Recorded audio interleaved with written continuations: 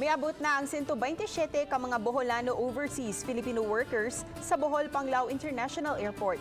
Kini ang unang sweeper flight gikan sa Ninoy Aquino International Airport paingon sa Bohol. Sila ang mga OFWs nga na-stranded sa Manila dihang nag-lockdown na ang mga probinsya gumikan sa COVID-19.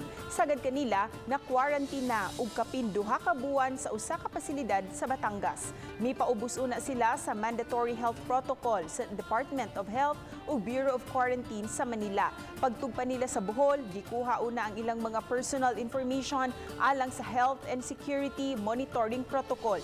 Gitabangan sila sa Overseas Workers Welfare Administration nga makakuha og clearance sa Provincial Emergency Management Administration aron makasud sila sa Bohol. Unya gidadayon ang mga OFW sa usa ka pasilidad sa Panglao alang sa laing mandatory 14-day quarantine sa di pa nila makauban ang ilang mga pamilya.